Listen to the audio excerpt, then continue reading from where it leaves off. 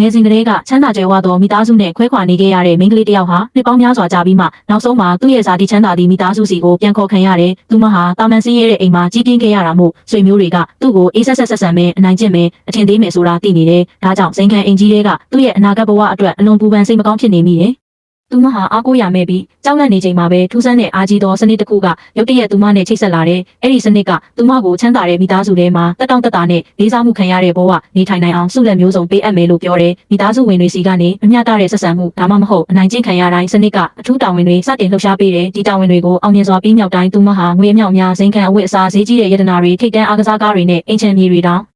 စုအဖြစ်ရရှိတယ်။အစာပိုင်းမှာသူ့အမကြီးတွေနဲ့ဝမ်းခွဲတွေကသူ့ရဲ့ဖွဲ့စည်းပုံအဆင့်တန်းကိုကဲ့ရဲ့ပြီးရိုးရိုးလေးဆက်ဆံတတ်တဲ့အမူအရာကိုအထင်သေးကတမင်တကာဒုက္ခပေးတတ်ကြတယ်။ဒါပေမဲ့အားကောင်းတဲ့စနစ်ရဲ့အကူအညီနဲ့မိန်းကလေးဟာသူတို့ဖန်တီးတဲ့ပြဿနာတိုင်းကိုလွယ်ကူစွာဖြေရှင်းနိုင်ခဲ့တယ်။အဖြည်းဖြည်းနဲ့သူမဟာကြွယ်ဝချမ်းသာမှုနဲ့ယုံကြည်မှုပြည့်ဝလာကတစ်ချိန်ကသူ့ကိုအဆက်ခွဲခဲ့တဲ့လူကောင်းကြီးပွားရေးသမားဆွေမျိုးအားလုံးဟာသူ့ရဲ့အအားအသင့်ဖွယ်အပြောင်းလဲကိုမျက်လုံးပြူသွားကြတယ်။ချမ်းသာတဲ့အိမ်အောင်တွေကဘသူမှသူမရဲ့ရုပ်တရက်ကန်ကြီးအောက်မှာရှိတဲ့စနစ်ရဲ့လျှို့ဝှက်ချက်ကိုမဖော်ထုတ်နိုင်ခဲ့ဘူး။မိန်းကလေးဟာစနစ်ရဲ့အကျိုးကျေးဇူးတွေကိုဆက်လက်အသုံးပြုပြီးမမျှတတဲ့ခွဲခြားဆက်ဆံမှုအားလုံးကိုတိုက်ထုတ်ခဲ့တဲ့ချမ်းသာတဲ့မိသားစုတွေကသူ့ရဲ့ခက်ခဲတဲ့ဘဝကိုလုံးလုံးပြောင်းပြန်လှန်ပစ်ကနောက်ဆုံးမှာသူ့ပတ်ဝန်းကျင်ရှိလူတိုင်းစီကနေပကတိလေးစားမှုကိုရရှိသွားတယ်။